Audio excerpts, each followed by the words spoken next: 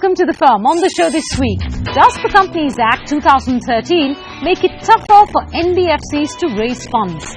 And big is not bad, says the Compact, ruling against CCI in the short glass India case. Our top story this week, India Inc. is in general pain as it comes to terms with a half-notified new company law with only half the rules out, that too at the last minute. Cost accountants are fearful of losing their jobs under the new act, and now NBFCs are a troubled lot. Several provisions in the Companies Act and the accompanying rules might make it tougher for NBFCs to raise funds via debenture issues or even commercial paper. The short list of those issues includes the debenture definition, which may now also encompass commercial paper, new conditions on private placements, which will impact both the issue of debentures as well as commercial paper, the need for a debenture to create a charge on a specific asset, and that may also extend to commercial paper, and enhanced 50% allocation to the debenture redemption reserve, as well as a 15% of yearly redemptions to be invested at the start of the year. Well, does the Companies Act 2013 then make it tougher or almost impossible for NBFCs to raise funds? To answer that question, I have with me V. Ravi, the CFO of Mahindra & Mahindra Financial Services, and Vishwanath Venkatramanan, partner at KPMG. Gentlemen, to both of you, a very warm welcome. I've listed the issues briefly, and I'm going to start with the very first issue on my list, which is the definition of debenture. The opinion is split. Ravi, do you think that this definition now includes commercial paper as well? It says that the confusion comes because the debenture definition says that any other instrument evidencing debt. But debenture being, our interpretation is that the debenture being a security under the Securities Contract and Regulation Act, and commercial paper is a money market instrument defined under Negotiable Instrument Act. It cannot be the same. That's your reading. That's our reading. So I suspect Venkat disagrees with you. Well, it's not that I disagree, but I think if you reference the earlier definition that existed in the Companies Act 56, that spoke about securities, and there has been a conscious change in the definition to move, as Ravi said, to any other instrument evidencing debt. And I think the challenge is, how do you prove, at least on first principles, that commercial paper is not any other instrument that evidences debt? Okay. Now, the reason why this is important is, and this is how I've understood it, is that if commercial paper were to be included in the category of debenture, then there would be certain things applicable to debenture, especially the private placement of debentures, that would now become applicable to commercial paper as well. Would this mean that the restriction that you can't do a new debenture issue without the previous one having closed would apply, therefore, to the issue of commercial paper as well? In commercial paper, generally speaking, in practice, the issue is not kept open for a long time. Generally speaking, again, I'm generally speaking, there could be some exceptions here and there, but generally speaking, what happens is that the issue closes and ends on the same day. So you get subscribed, the allotment is done, and so it is technically speaking, the issue will maybe 1 or 2 days, everything will be completed and you can go on to the next issue. The third problem I want to add to this list is this need to create a charge on specific assets underlying a debenture issue. Can you tell me how this is a shift versus the earlier act, and how you read into this and what it means for the NBFC industry? So the requirement that is there in the revised act, as you said, requires a creation of a charge that's specific. The wording seems to indicate that if you read the rules. That's right. I think there are some areas where this is slightly confusing. So some part of this reading seems to indicate that you've got to create this on existing assets before you can deploy funds. But the form in the act that where you report, for example, the creation of charge, talks about creation of charge not only of existing assets but also future assets. So I think some part of the challenge is that there seems to be some degree of incompatibility between the main section and the form around this. How would you read this, Ravi? Because the NBFC industry the assets are customer loans. How do you create a specific charge on a specific customer loan, you know, where you may have a pool of loans underlying a debenture issue? What is the impact of this? See, how it is done today, why I'm saying it's not possible to comply with that, is that see, what we do is that, first of all, say I'm just giving a vehicle loan or tractor loan. The vehicle or tractor does not belong to us. We give a loan and we have a charge on the asset, and the receivable along with the charge is pledged to the lending institution, who in turn gives against that security, they give the money.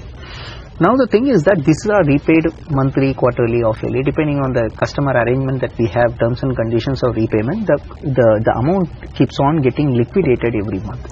So that, technically speaking, the so-called specific charge which is created, then not again on the immovable property, it is on the lien on the receivables, that also gets liquidated. So what we do is that we keep on replacing it with the suppose his loan is getting matured and I will put your loan into that. I get it. But now it is specific.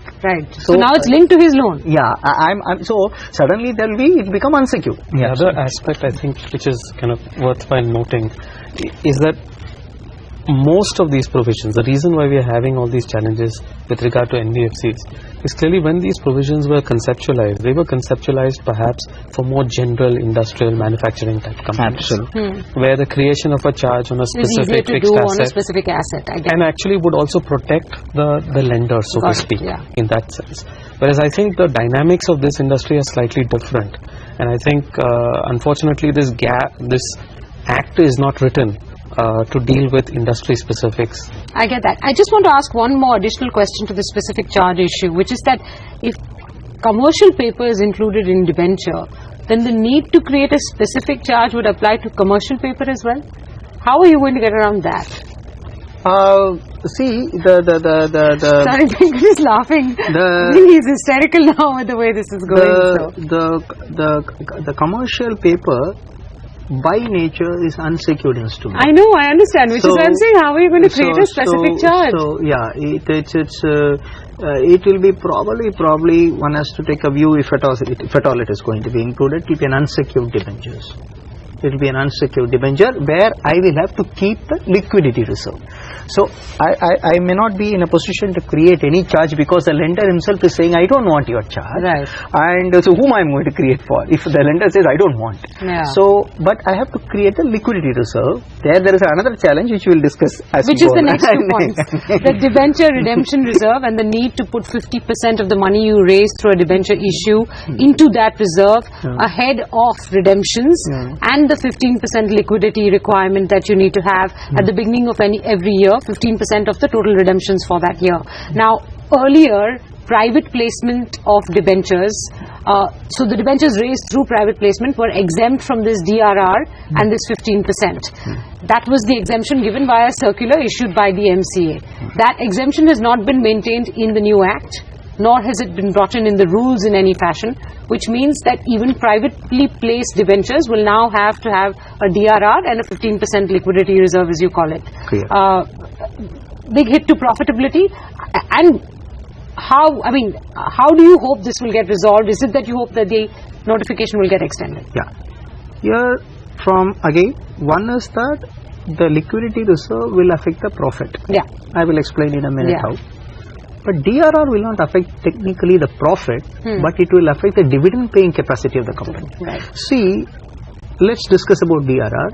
Your interpretation, I'm sure Venkat will agree with us, it is a must know. The private placed debenture, the exemption which was enjoyed unless earlier, a circular comes in and it exempts you, as of today it's a must. It's a must. Now the issue is like this. When we create a DRR, we have taken again a view, is that it says that if you see the section debenture section 71, debentures issued under this section they are saying. So we have taken a view that debentures issued under 1956 Act. That is the existing debentures. I have a stock of something like about 15,000 crores of debentures. So for those who may not need to do DRR. So that is one view. Just let's assume that it prospectively applies and doesn't apply. So I think certainly that is one view that is out there. The only point which would have been helpful is that if there had been a specific saving section which said that clearly that this was grandfathered, I think it would have been helpful to avoid any confusion. Now I think everyone is latching on to the fact that there is wording to say that these are debentures issued under this section, and this section did not exist in operation till April 1. Fresh pools of debentures raised, DRR and 15% will apply. How big a hit is that going to be for the NBFC industry, Venkat? So I think it's very significant because of the sheer quantum of debentures that are issued, and I think also practically given the tenure of debentures that are issued, the requirement to start creating DRR will happen pretty soon. And if you look at, again I'll go back to this difference between a financial services entity and a manufacturing type entity. The size of the balance sheet vis-a-vis the size of the P&L. In a financial services entity, balance sheet is just huge compared to the P&L because of the leverage that's there. So if you start needing to create 50% of these amounts of borrowings, the distributable profits really come under a lot of pressure, and in some cases actually may just completely disappear. I think the practical challenge is that can you find a way in which either to get some extension of the previous exemption that existed, or come up with some more creative way of structuring such instruments. Unlike a manufacturing company will pay the principal of the debentures out of the profits, because assets will generate profit, sales will generate profit, and out of it. For a finance company and a bank, the principal of the debenture will not be paid out of the profit. It will be paid out of our lending assets. Our assets itself is self-liquidating. Unlike a plant and machinery which is immovable or which will be for say 20-25 years, my asset which is created out of the debenture, which is loan receivable, is self-liquidating on a monthly basis, quarterly basis. So out of that asset, I will repay the principal. What I am paying, the debenture interest is serviced out of the profit.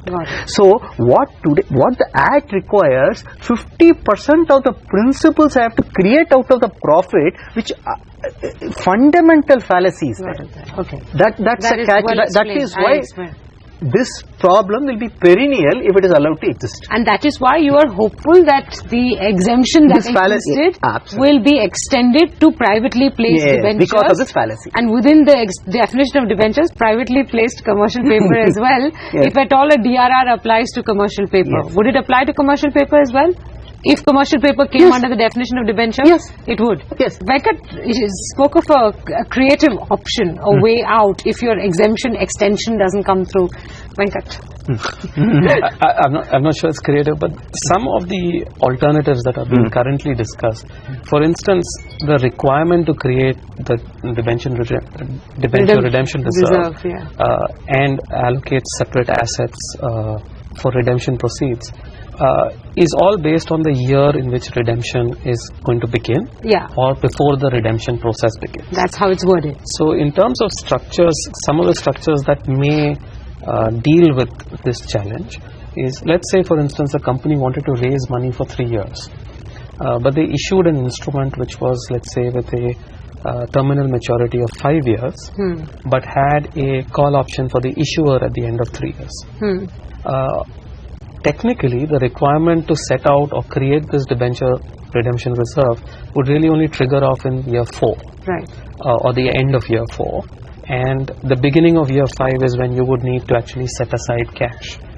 But if an entity were then in a position to early redeem this instrument in the third at year the end of the third year, it would have at least achieved its business purpose of raising those funds. And then having redeemed the instrument in the third year, the need to create a DRR or this 15% redemption reserve or redemption liquidity fund or however you want to call it would then fall off, right? Would not apply. I think the practical issue with such structures is that they seem to fit in very much with the letter of the law, so to speak. But not the spirit, of course. Ravi, how would you describe the impact on the NBFC industry if this is not fixed in time? Then the NBFCs will be forced to go to the banks for borrowing. So this as a way of borrowing, debentures as a way of borrowing will be crippled. Typically for an NBFC today, if you take their fund mix by category of institutions, the banks are already occupying something like about 50 to 70% of the NBFCs requirements are fulfilled by the banks.